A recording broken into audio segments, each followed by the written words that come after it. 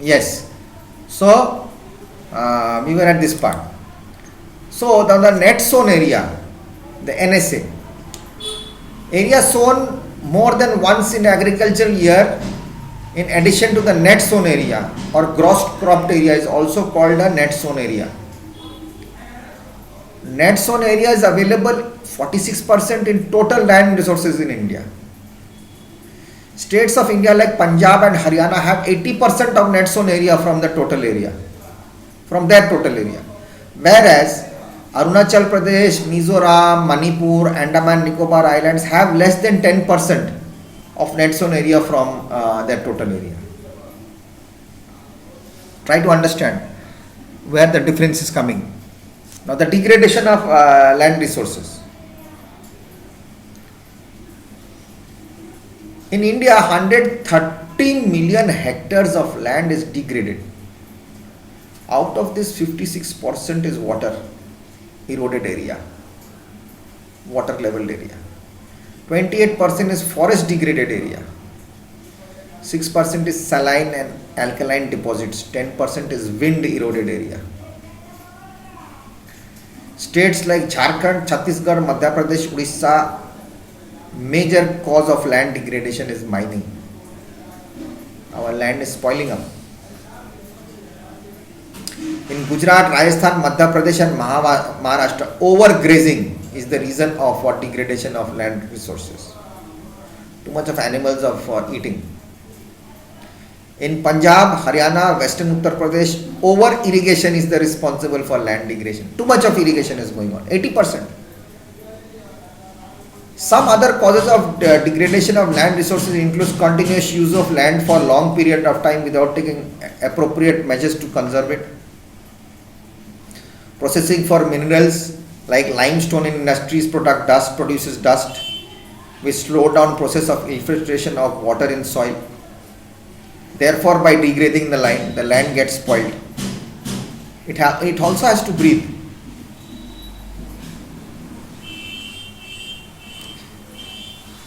Waste materials from industries cause land as well as water pollution.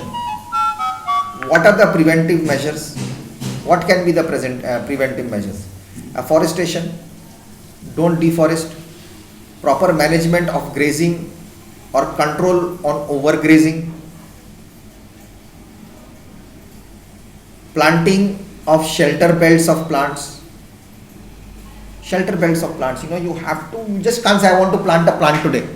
Where will you get that plant?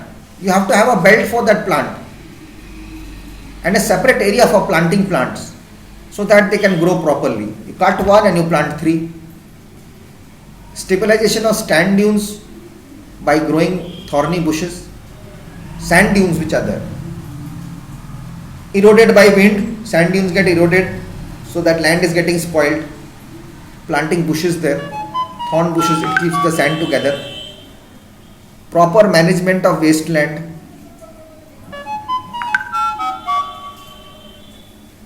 Control of mining activities. Too much of mining, while mining goes on, like we have in my area where I stay in West Bengal, Durgapur, is the steel plant. It's one of the very close to Jharkhand and Dhanbad and Jharkhand actually, the cold belt. So ours is Raniganj, you must have heard, cold belt. They are supposed to mine and take out coal and fill in sand so that gap between the earth and the hole inside should be filled up, so that there is no land erosion happening there, it does not fall down. From Durgapur to Raniganj, the road which is there are all mines underneath. Sometimes you will see cracks. Sometimes you will see the land has gone down. Sometimes you will see a huge hole, crater type, it's gone down. What happened? Sand was not filled properly.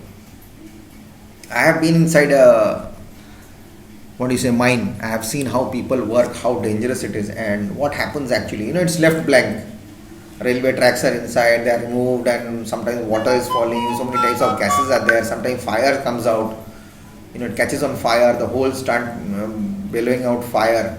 Very risky. So people who steal coal and do illegal mining, those things happen.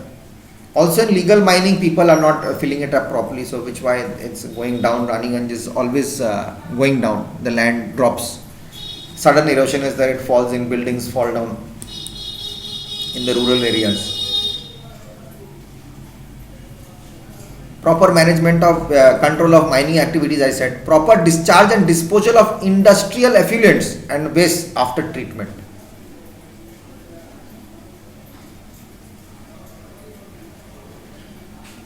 Okay, this has to be done. If this is not done, nothing will be done. So land degradation and conservation is also done. Now soil as a resource. Soil is the most important renewable natural resource. It is the medium of plant growth and supports different type of living organisms.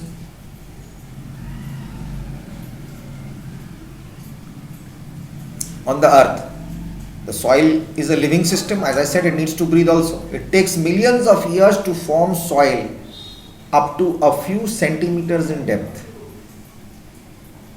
Relief, parent rock or bedrock, climate, vegetation and other forms of life and time are important factors in the formation of soil. We were born on this earth. This earth is not my property. That's why we don't live here forever. That's why we die and go away. We also become a part of the earth. In increasing the depth, we become fossils.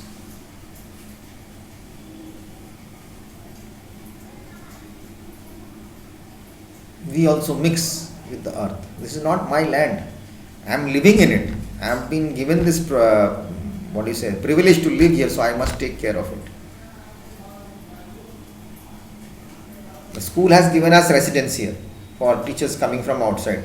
I have got one room, and if I don't, the school has said free boarding and lodging. You'll stay here. But I'll stay here. If I don't clean it, if I don't take care of myself, what will happen? I'm spoiling the place where I'm living, the place which is given to me. I've been provided free place. I've been provided a place to stay. Irrespective of the fact of what is happening, I don't want to say. But if I stay in a place, I have to keep it clean. I cannot spoil it. I will get sick. My people nearby me will also get sick. The people who will come to meet me will also get sick. That is the main issue. So it's same as earth. I was born on the earth. I am allowed to stay here. My mother gave me birth. I am staying with my family. I am allowed to touch this earth with my feet by God. And I don't know who owns the earth. The creator of the earth is the owner of the earth. So God is the creator of the earth. He is the owner of the earth. He has given me permission to stand here. So wherever I am going to stand, I have to take care of it. It's not mine. So if we have the thinking in that way, we will be able to know what is the soil actually. Land is gold. Gold is expensive. And land is expensive than gold also. You will come to know this later. Now, various forces of nature such as change in temperature, action of running water, wind, glaciers, activities of decomposers, etc. contribute to the formation of soil. Chemical and organic changes which take place in the soil are equally important. Soil also consists of organic, that is humus, or inorganic materials. On the basis of the factors responsible for soil formation, color, thickness, texture, age, chemical and physical properties, the soil of India are classified in different types. The classification of soils.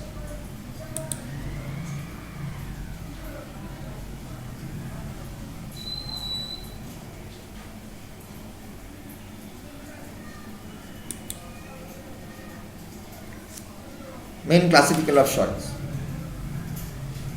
8 categories are there. Alluvial soil, black soil, black cotton soil, red soil, laterite soil, mountainous or forest soils, arid or desert soil, saline and alkaline soil, peaty and marshy soil are categories of Indian soil.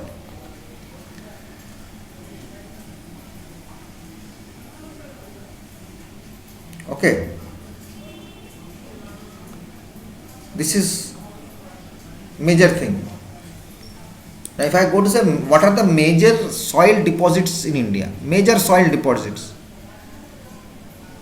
As I said, there are 7 soil deposits in India. I said 8 are there also, but they are also rich in chemical ingredients: alluvial soil, mountain soil, desert soil, black soil, lead soil, laterite soil, marine deposit. These are the 7 ones. Alluvial soils, the rivers deposit very fine particles of soil in different parts of India as per the flow. It's coming from the hill, it's bringing down, suppose it's bringing 1 kilo of soil from the top, mineral stones, that water is coming, it's going. It left at Bihar, it left 500 grams of pure soil. Other 500 grams of soil is going. By the time it reaches Calcutta, it's going through drains and what factory deposit and all, 1% reaches Kolkata. But the fertile soil of 50% stays here. So that is how alluvial soils go. Rivers deposit very fine particles of soil in different parts of India. Mountain soils are found in the valleys and hill slopes of the Himalayas at altitudes 2700 meter to 3000. After that we have a tree line. These soils are least studied and often the vegetation cover helps in their classification. The carbon nitrogen ratio is very wide. The higher you go, the oxygen decreases. They are silty, loam to loam in texture and dark brown in color. Mountain soils. Desert soils. These soils are found in Thar Desert in the Indian state of Rajasthan. This soil is formed from arid condition, hot condition, with practically negligible rainfall. This type of soil is highly pervious and have a low density. What is highly pervious? Pervious is a permeability in fluid mechanics on the earth science. It measures the ability of the porous material. How can it allow fluids to pass through? It has low density. It requires densification to increase its bearing capacity and sharing strength of the water. Commonly recognized plants that grow in this soil are cacti, which need very less water. Cactus plants,